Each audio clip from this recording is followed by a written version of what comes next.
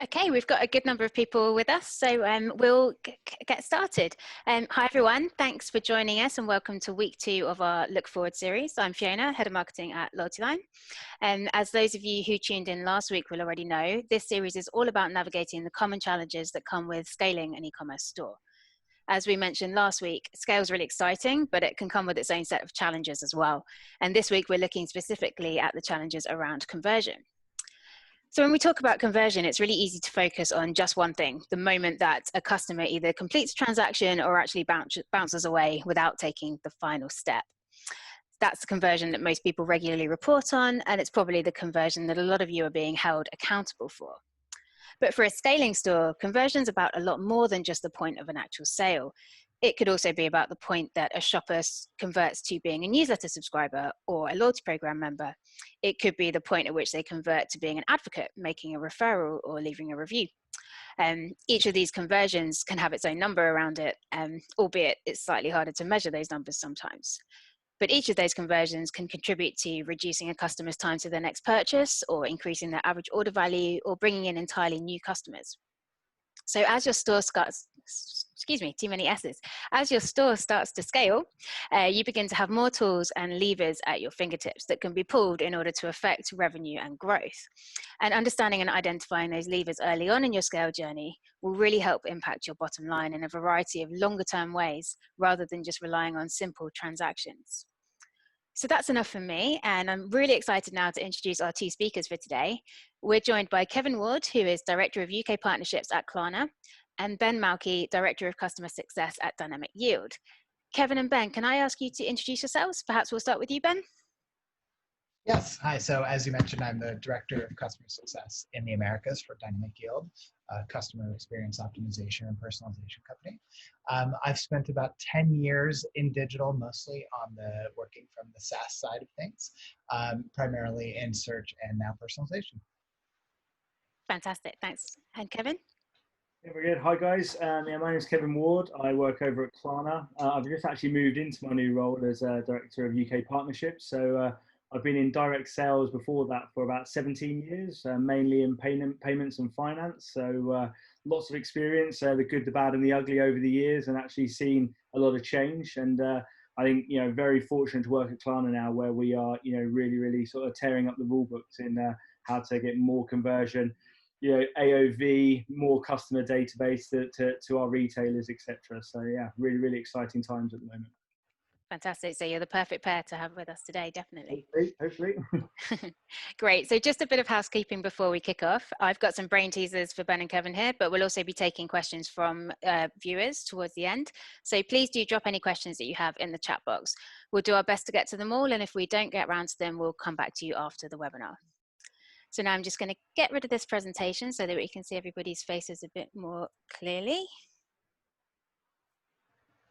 And we can kick off with the first of our questions. So sometimes when we're scaling or growing a store, we can get caught up in vanity metrics. We might see traffic increasing, it gets really exciting, but then actually the numbers don't carry through into the revenue. So is there any specific advice that you would give a merchant who's finding that their website traffic is increasing, but their conversion rate is falling? Ben, should we start with you? Yeah, in terms of scaling advice, when you see a situation like that, one thing that we preach quite a bit at Dynamic Yield is to reframe the way that you look at that data instead of looking at it from a writ large, all of our traffic. Really help, identifying what your primary audience segments are, and then understanding what that behavior looks like at the segment level. This is in 2020, it's almost a prerequisite to stay on top of the competition, and understanding that, there's, highly different behavior that your audiences are going to show you, and talking to all of them the same way, it's just not going to lead to the effectiveness that you're looking for. Yeah, that makes perfect sense. Kevin, do you have anything you wanted to add to that? Yeah, so I suppose for me, it's a vanity sanity play as far as I'm concerned. The vanity is, sometimes getting the customer to the website. You can pay for that, but at Klarna we've got a huge ecosystem that we can help drive with that as well.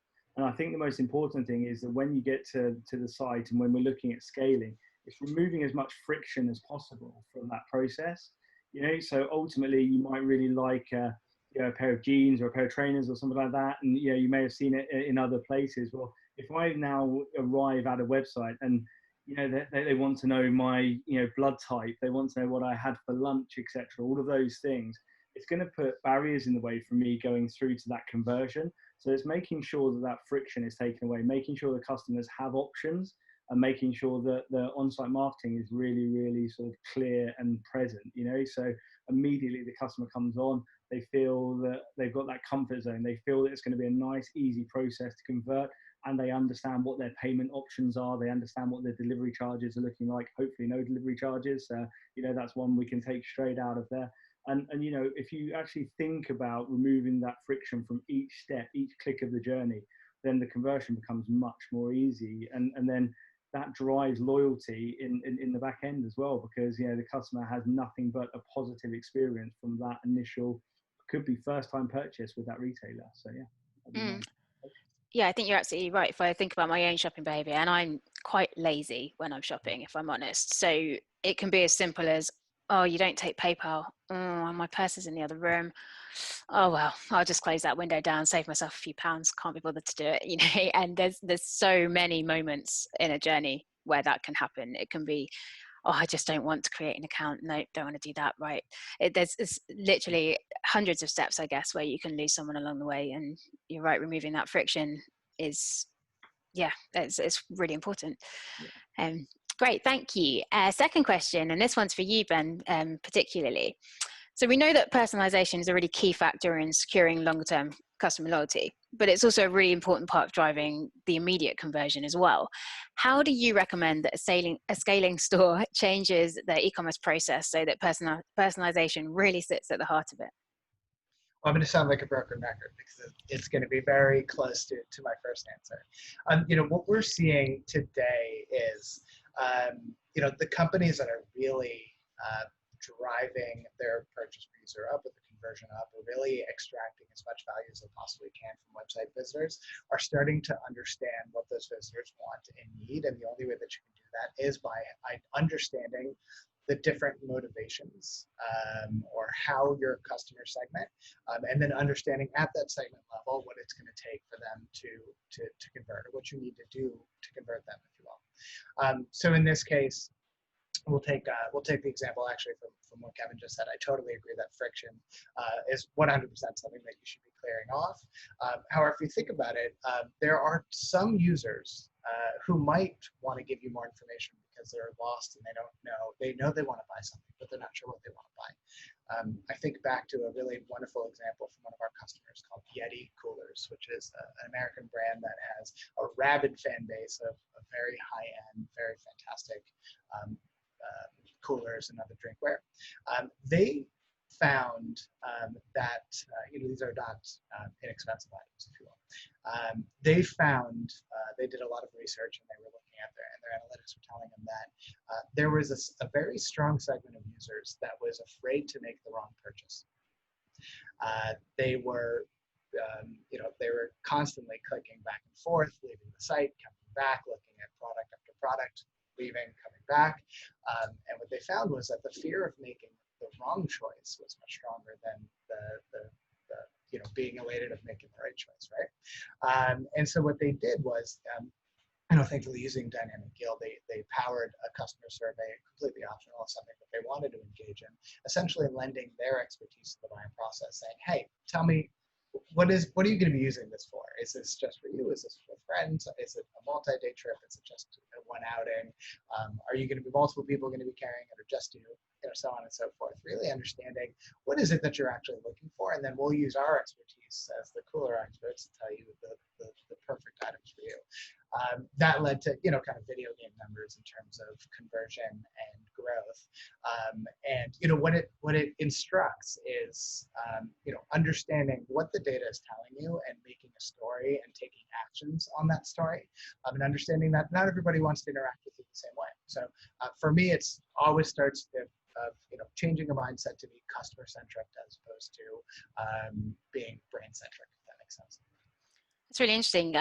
We've talked a lot about choice paralysis, and things like that in the past, but I've never really thought of somebody being afraid of making the wrong decision, particularly because returns is such a big thing now. You know, you get something that's not the right size, you can send it back. So it's really, that's fascinating. That, I mean, it makes a lot of sense when you think about people are spending their hard-earned dollars online. They don't want to spend it on the wrong thing. That's, yeah. And particularly for a non-commoditized product, that's something that's going to cost $1,200. They want to make sure they're doing it right. I made up that number, but yeah, no, you know, that's like getting scores on. But you know, yeah, it's an important investment. absolutely. I wonder if there's a correlation as well between the value, the kind of item that someone's buying. So if it is, for example, a new bike or a piece of furniture or something, that you could return it, but it's going to really cause you a lot of trouble to have to do so versus something. Yeah. Well, and especially that, yeah. If it, rather than a pair of jeans that you can just pop back in the post, you know. Yeah, exactly. Yeah. And just on that quickly, I know we said questions at the end, but this is directly linked to what you just said. Somebody's just asked, you said there was a customer survey sent out. What channel was it sent out over? So this was actually on their website. So it was a survey that essentially that was fired once they saw, you know, I think the trigger was time on site. So if a customer or products viewed, so if they viewed enough products and they had not converted yet, viewed a minimum set of products and had not converted, then this survey pops up and says, hey, do you want to tell us a little bit more about what you're looking for? That's actually a strategy that we've that we've worked with several clients on instituting and always seen success with it. Fantastic. Yeah, I think feedback's really important. So having that direct line is brilliant. Great. So our next question will come to you first, Kevin. What are the most common conversion mistakes you see e-commerce businesses making as they scale? Yeah, I think there's there's a couple of things that really come to mind. First and foremost, I think that a lot of businesses forget about the customer, and that everything should start and end with the customer. So ultimately they become so big that they just think about what suits their business and forget about what the customer really wants and needs. So when we look at really scaling, I think there's two key things that businesses should be really thinking about. I've mentioned one of them already around the friction side of things, and I think that something we call it sometimes at Klarna is distractions, basically. So you mentioned it earlier. Getting off the sofa to go upstairs and get your wallet is a no-no. Have they overcharged for delivery? It's something that people aren't going to accept anymore. So I think what businesses really need to think about is how can I take away those distractions? And having, for instance, alternative payment methods that recognizes your cookie data, so that you've got one-click purchasing and you can go straight through whichever website that Klarna is used on, for instance, worldwide. It will recognize that customer as a Klarna customer, if you like. It's things like that that really work. And then the second thing is the social endorsements of that retailer as well. And there's a couple of things that we've got to think about on the social endorsement side of things. Is that firstly, customers have so much more choice now. They can buy very similar products at a plethora of different retailers. So what's special about your business, your website, your products, and getting that social endorsement from friends, from family, from people you respect in the workplace or sporting teams, whatever it might be. That is a huge driver of conversion, and also another sort of taking away of a barrier. And then I think the most important thing that the business needs to think about around social endorsement is where has that customer come from? What has that entry barrier been for that customer to get to the website? Have they come from LinkedIn? Have they come from Instagram? Have they come from Twitter? And making sure that we understand how we treat those different customers through those different channels as well. And then I think really importantly to finish on the social endorsement side is that businesses must have, it's vital to have a link into Instagram shopping and things like that now. That is absolutely vital, because the minute you take that friction from that social endorsement away, it just really opens up the game for all customers to really, really drive quick, fast purchases that are coming from trusted people. And so it puts everybody at ease and makes the whole journey seamless, and I think really drives that loyalty as well. I could Instagram shopping. I can just see my bank balance emptying at a rate of knots when I think about that. That's great. Ben, do you have anything to add to that? First of all, I love that answer, and there are a couple of things, Kevin, that you mentioned that really resonated with me. Number one, of course, is thinking about your customer throughout the whole process. I think that's a differentiator in 2020, particularly from organization to organization, and it connects to the second thing, which is how there's so much more choice now. One thing that we see in digital and just in general in the marketplace is that it's so easy to get to DTC compared to what it was decades ago, right? So there are specialty brands that are now getting to scale and getting in front of customers with high quality products at a rate that that we're not used to seeing. So it used to be, a Macy's or a big department store was completely controlled the market, or a Gap or Banana Republic. And now you have Bonobos or Untuckit, one of our customers, that are scaling, or they're creating and scaling and getting new customers really fast, and stealing little bits of share from the behemoths little by little. So those companies need to take a far different approach. The only way that they're really going to survive is by refocusing around the customer and understanding and getting back to their roots of solving a customer problem or delighting customers, which they might have over time you get away from. Fantastic. That's great. Thank you. So next question. As you grow, it obviously becomes slightly easier to benchmark yourself against other similar stores. You can find people with a similar number of SKUs or that kind of thing. But how can an e-commerce business determine what a good conversion rate is for their store, and how often do you think they should be auditing it? Ben, let's come back to you. Yeah, I actually am not a huge fan of industry benchmarks. That might be a salacious statement, or a controversial statement, I should say. Frankly, though, when we get those in my life working in the SaaS side, I would always tell my customers, like, why do you care what anybody else's conversion rate is? How does that help you? What are you going to do with it? If it's better or worse, what did that mean for your business? I think that the only thing that a customer should be focused on is what their conversion rate is and how to grow it. Frankly, I don't see. I think it's maybe interesting, sure, but I don't know that it's necessarily delivers any results if you're better or worse than what the index is. I mean, it's nice to sometimes understand where you stand, but it doesn't really help. I guess that's that might be controversial. I'm not sure. It's a good point. Yeah, you can get really distracted, I think, comparing yourself to other people. And as long as you have a baseline to measure yourself against, you've kind of created your own benchmark. And do you have a point of view on how often someone should be auditing their conversion rates? Always, and you should never stop. I think, listen, a real, in 2020, that's a primary metric that you need to be on top of and have an organizational cadence around how you report it, what you look at, who is involved, and understanding how your conversion rate is trending, and what actions you need to take.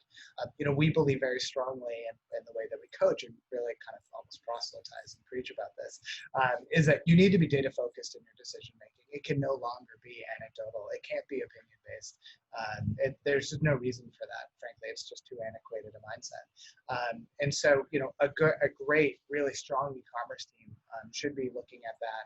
Should be looking at things like the conversion rate, the purchase per user, the revenue per user, and a couple, whatever other primary metrics make sense for the business on a weekly basis, and then benchmarking themselves against their own data on a year-over-year basis. Monthly. Yeah, perfect. Kevin, do you have anything to add to that? Yeah, so a couple of bits. I think that I agree with Ben. I think it's criminal these days that I can ever sit in any boardroom and the business we're meeting with doesn't know their numbers. You have to know your numbers. There's so much data analytics flying around every business. We invest so heavily in it, and then you can ask somebody, what's your conversion rate, or what's your ratio between credit and debit card transactions? And people genuinely don't know. A massive businesses, which is crazy. So I think knowing your numbers is vital. I think I completely agree with Ben. Auditing every single day and auditing at step by step, click by click within the process is really, really vital. But the one thing we really tell our customers to do as well, and something we ask at conferences and other presentations we've done is, as an employee of your own company, do you actually go through the steps and try to buy something yourself? You know, you actually see where the heartburns are and the hot buttons and what works well and what doesn't. And quite often somebody will say, you know what, I haven't bought anything from our own company for months, basically. So how do you understand what your customers are going through or what good looks like in benchmarking if you're not really seeing what the conversion problems are yourself anyway, you know? So yeah, that'd be my take on it. What a great point. You're making me want to go to our website right now. And so, sorry, Ben, you're going to say? I think I love that point. And it's also something we talk quite a bit about, going back to, being customer centric and looking at things from an audience or a segment perspective, is always using the data to understand why you saw the behavior you saw at the audience level, right? So that's a perfect example, Kevin, of understanding like where is there friction, where is there a breakdown, where are people falling off in the conversion process, and understanding it again, at the segment level is going to give you a much better understanding of the challenges that your customers face at whatever stage they are in their purchase process with you. That institutional learning, to me, is almost as important as any incremental gain you might have from being customer centric. And I guess that's the secret to scale, really, isn't it? To get this stuff right when you're small enough that you can keep it going as you grow. So obviously the numbers still change. There'll be a lot more data, a lot more customers. But if you can report on your conversion rates when you're doing not that many orders, you should be able to just continue. And if you can keep a handle on your, if you have a process where you go and buy from your own store once a month, you can keep that up no matter how big you get. So getting them right when you're early on is probably the sort of the golden ticket to scaling it well. Absolutely. And there are there are data sets that will show you where you are hemorrhaging money as a business, and ultimately, we often see 20, 30, 40, 50% off goods, etc., to get stuff through the door, but people aren't controlling their costs at the back end, and that's a lot of the time because they're not really analyzing their data and seeing where the pitfalls are in their own business. They're just very, very much concentrating on obviously that sort of back end, selling the product, whereas actually there's a lot of stuff that comes into that along the way, and it starts with acquiring that customer through a social means or an ecosystem like we have at Klarna, and it's making sure you take that customer all the way through and provide them with the smoothest journey possible. And I think people forget that as they scale. They just get too sort of caught up in the day job and it being a very busy environment, etc. So sometimes I think people need to stop and take a bit of a deep breath and have a think about what's important to the business and what the key priorities are of the business moving forward. That actually leads us on to our next question really nicely. So we know that not all customers are created equal, and some are slightly more valuable than others. So it's probably fair to say that not all conversions are created equal either. How do you think you can balance your focus between converting lots of customers with smaller basket sizes and converting the more valuable customers with a higher AOV? So I think you can get fixated on just bringing customers, converting them, bring them in, converting them. But if you're using your data well, you could say, hey, it's more worthwhile to convert these ones over here. Kevin, do you have any advice on how to balance that focus? Yeah, I think the most important thing is that all customers are vitally important. So regardless of whether they spend a lot first time round, second time round, never again, whether they constantly spend with you, we always have to think strategically about how do we appeal to as many customers as possible. It's so expensive to acquire a customer and bring them to your business, and that's why it's really vital to partner with business, is to make sure that you can leverage that brand and that ecosystem to bring that acquisition in. So I think that's really important, to make sure that we're concentrating on how we treat our whole customer set.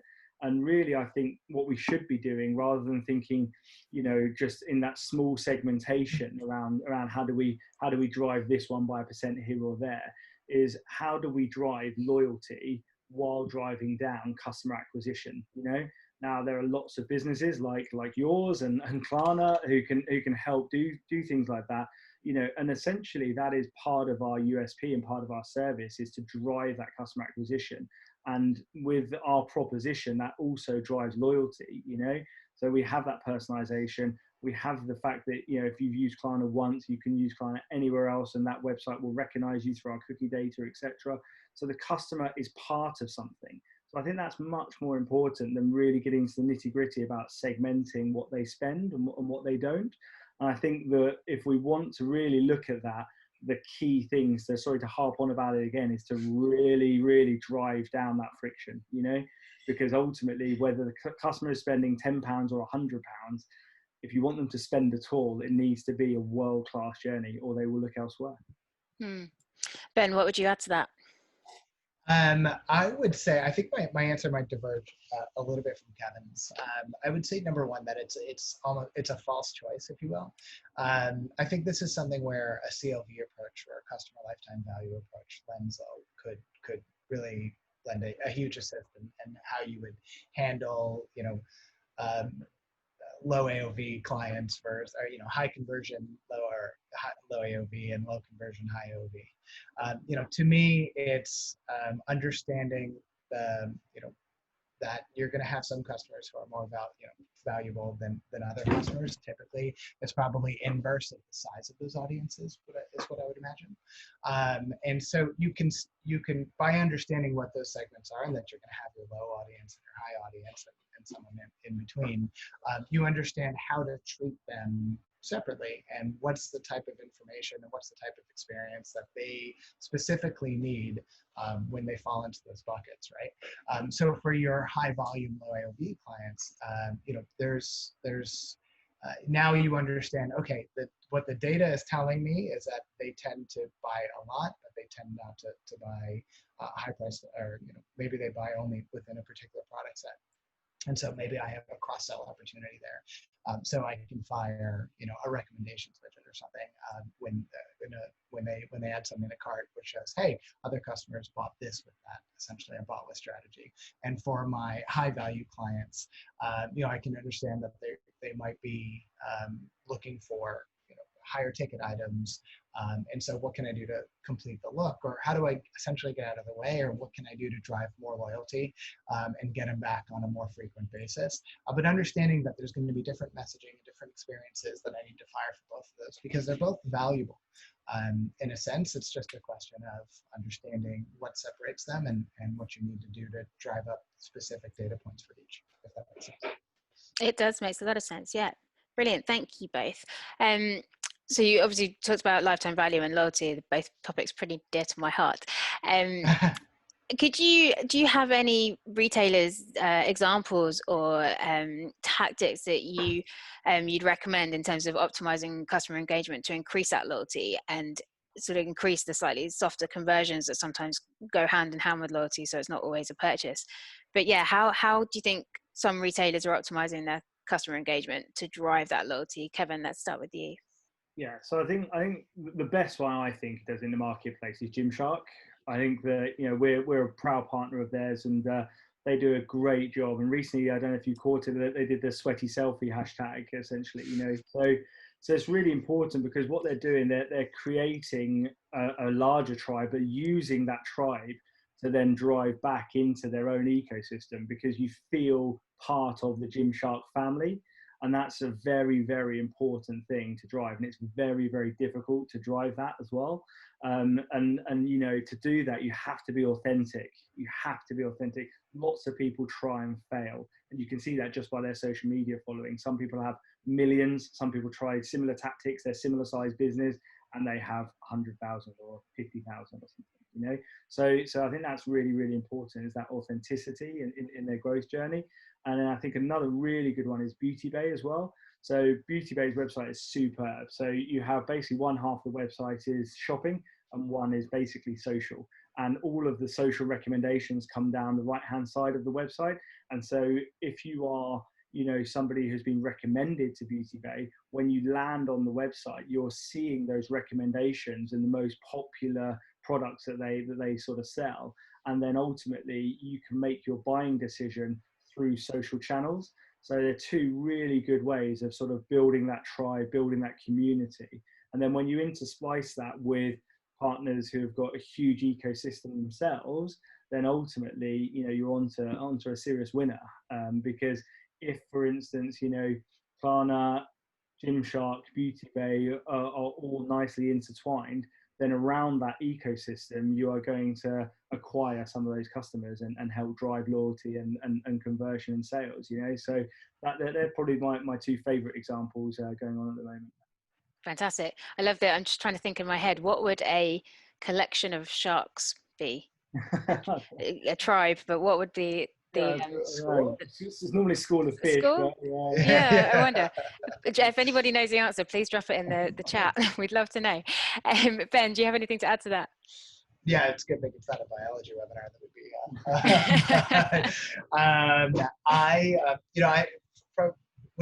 When we're talking about loyalty, I firmly believe that if you have a purpose-led approach that is committed to delivering value to your customers, depending on how they want to interact with you. That to me is how you engender more loyalty, right? By having great frictionless experiences, providing information that is of value or services that are of value to your customers, and they'll come back. To me, there's a couple of really awesome examples. One from a client of ours, Sephora in Asia, had a whole gamified process around for loyalty members, where it worked for both parties, right? They needed to expand. The insight was that they needed to expand their product consumption set across customers. In the beauty, there is a school of thought that people essentially are not so brand loyal, and what they buy from a beauty brand is very specific. And so, they're a very committed set of Sephora clients who are buying really like one product item that they might be going elsewhere for others.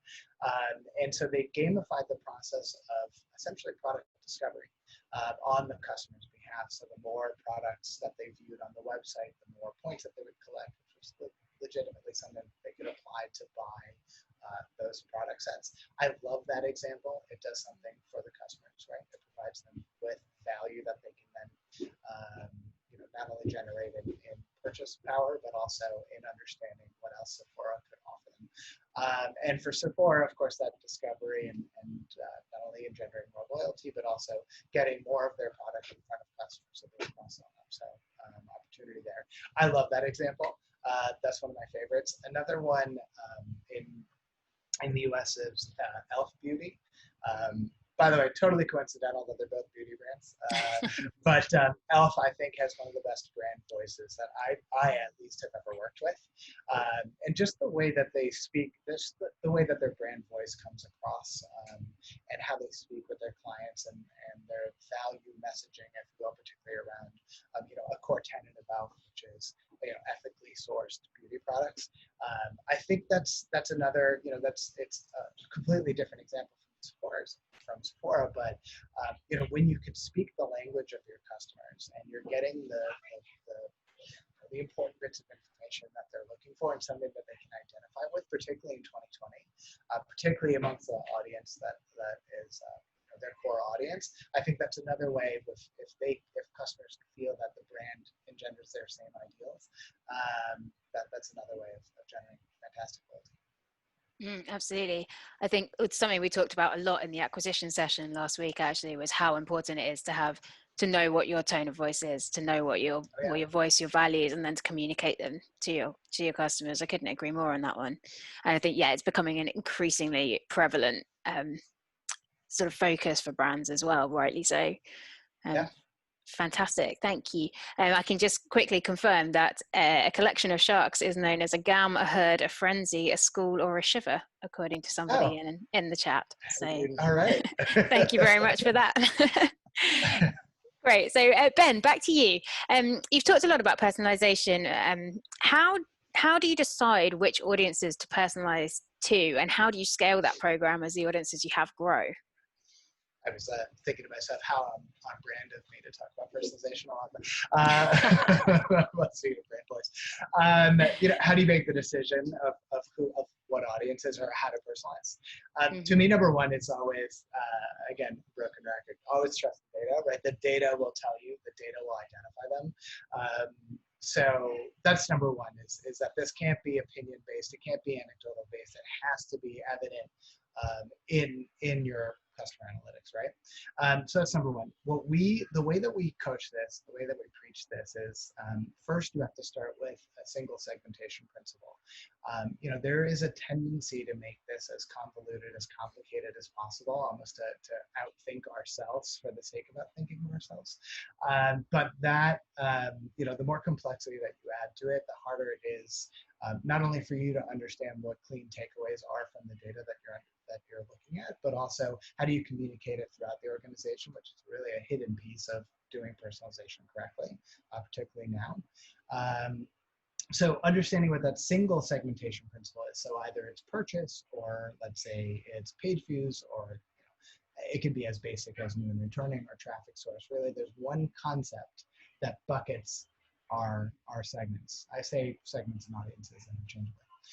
So once you have that segmentation principle and it's agreed upon throughout the organization, then we believe very strongly in breaking that up into 3 to 4 segments or audiences tops.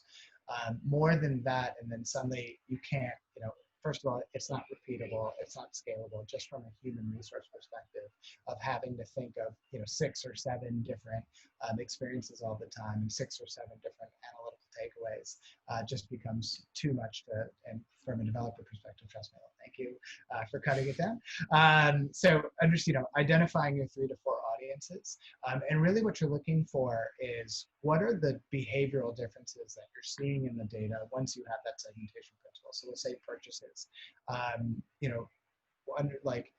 what you're looking for is at what purchase level does not only the conversion rate, but also the AOV, page views, etc., start to really jump off the screen at you, that you can say, okay, this is very much a self-contained bucket of users or a segment, making sure that's clean across your different segments, meaning that there's not a lot of overlap.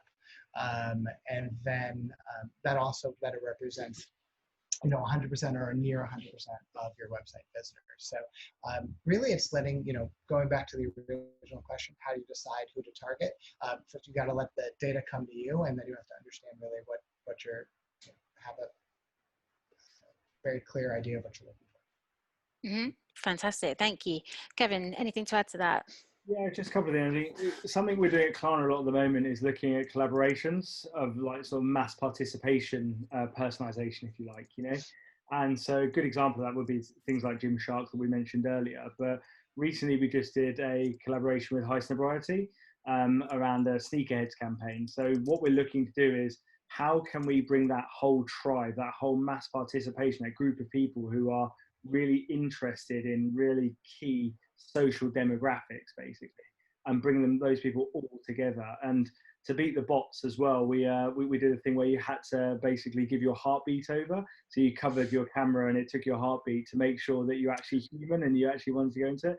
And we had 5 really sort of high demand shoes on offer through High Sobriety, and it went absolutely superbly with hundreds and hundreds of thousands of people signing up for it. So it just shows you that if you get that sort of mass participation right, can really dial into something that is really socially wanted and needed by that tribe, then ultimately that just drives that personalization anyway. Those customers are telling us now, this is what we love, this is what we want. And and what's great for us is that Klarna is our method of payment. That's how we want to pay for those things as well. So I think that we can sometimes worry about personalization in the minutiae, and really think about hi Kevin, thank God you come back. But actually, why don't we appeal to things that are really important to me? Like I love traveling, so can they pick up on that? Can there be some sort of movement or competition that I can get involved in that drives my interest in that area? And that's starting to work really well, and we're looking to do lots of different collaborations with our merchant partners on that, because we've got some amazing merchant partners who do lots of weird and wonderful and wild things, and being part of that, we find, really speaks to our audience as well as the merchants. And I think that's really important, because when you bring those audiences together, like I said earlier, it becomes very powerful.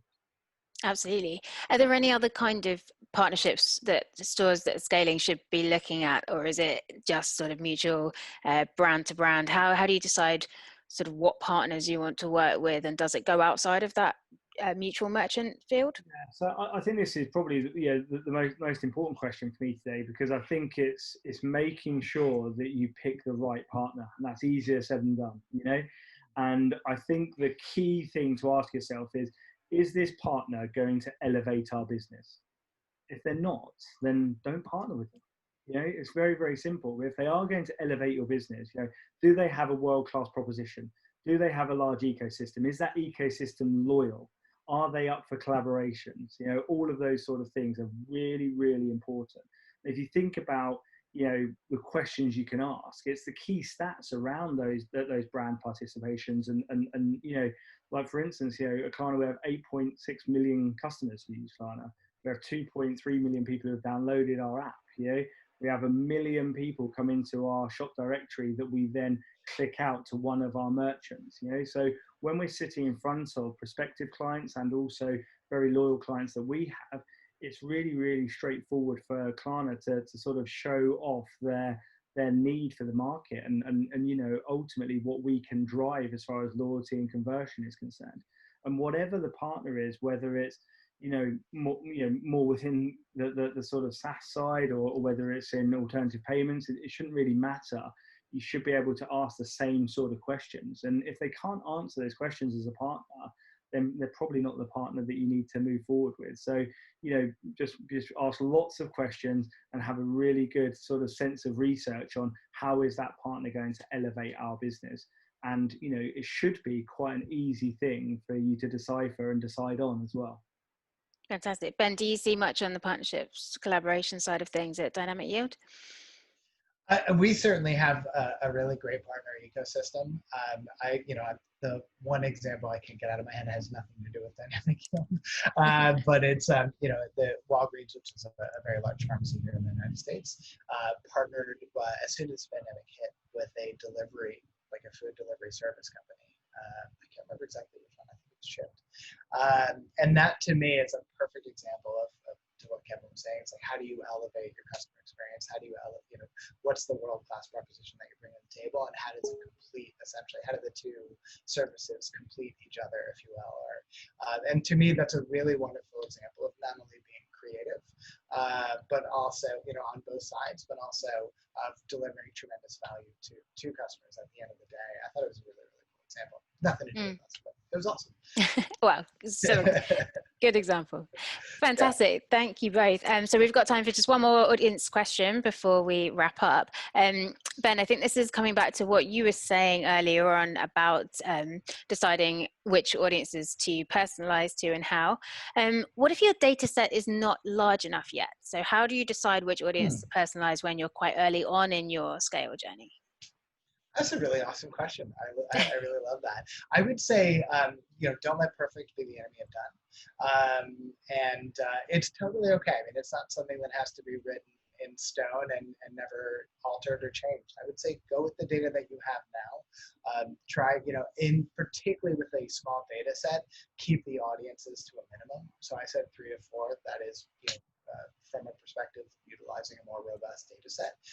I would say try maybe 2 to 3. It seems kind of an arbitrary change, but could make a big difference, and then you could expand and become more nuanced over time. Fantastic. Kevin, anything to add on that one? Yeah, I think it's an interesting one with early doors and data set, and I think the advice I would always give is think about your proposition, your why, what you're there for, why you're there, what your purpose is socially. You have an ethical standpoint as well, and really believe in sort of what you're looking to drive, and a bit like the Field of Dreams. If you build it, they will come. And I think if you do the right thing, I think that ultimately you will start to see the performance drive off the back of that. I think that you can be a bit too detail driven at the start on the MI when it isn't very large, and I think that can potentially take your eye off of what you're looking to achieve and why you started your business and why you want to drive it forward. So I think you need to be very mindful of that. And then also there are lots of businesses that might not be the same as yours but may have some similarities, so how can I learn from some of their mistakes as well? And a lot of them are well documented in the press, etc., so you can actually get hold of a lot more information than you probably realize. and you know, how can I not make that mistake, or how can I see that mistake coming while I scale, you know? So for me, it's very much should be surrounded about the company's why, and also their proposition and products that they're selling, and what, you know, what are they trying to solve? You know, are they something that the customer needs or wants, or, you know, and be very sure about what your own proposition looks like. I think, yeah, you both hit on really interesting things there. I love just the kind of confidence to not have to have everything sorted at the very beginning. Just do iterations, just keep plugging away at it. And then actually, a really good point, Kevin. Someone out there will have scaled before you. Someone who's, unless you're selling something completely brand new that no one's thought of before, in which case, well done, because I can't think of the thing. But you know, someone will have been on your journey before you, and you can learn a lot from them. It's a really good point. Fantastic. I'm afraid, and I really am sorry to say this because I've thoroughly enjoyed this session, but and that's actually all that we have time for today. And if you haven't checked out the conversion ebook from this Look Forward campaign yet, then you can do so now and revisit all the tactics that we've discussed today. You can also rewind and get last week's acquisition ebook and webinar online as well. Or you can get ahead, start reading up on next week's topic, which is all about fulfillment. That ebook is also available to download now. So all that remains is for me to say a big thank you to our speakers. We really appreciate you taking the time out to join us today. Ben and Kevin, could you let our listeners know where they can find you online? Let's start with Kevin. Yeah, definitely. So guys, I'm on LinkedIn. So you'll find me under Kevin Ward on LinkedIn at Klarna. And also you can contact, you know, klarna.co.uk as well. So you can you know, find us through that channel as well. And any of the partner teams. So you know, we've got a large partner team that are very well connected. So no doubt that people can find us through there as well. There'll probably be some people in this chat who already has some good relationships with some of our guys as well. Fantastic. And Ben, how about you? For me, you know, please feel free to reach out to me on LinkedIn as well, or you can email me at ben.malky@dynamicyield.com, and for more information on you know, what we do as a personalization leader, dynamicyield.com. Fantastic. Thank you so much, guys. Fantastic having you with us today. Pleasure. Hopefully see many of you online next week when we're talking about fulfillment. Thanks, everybody. Have a great day. Thanks, guys.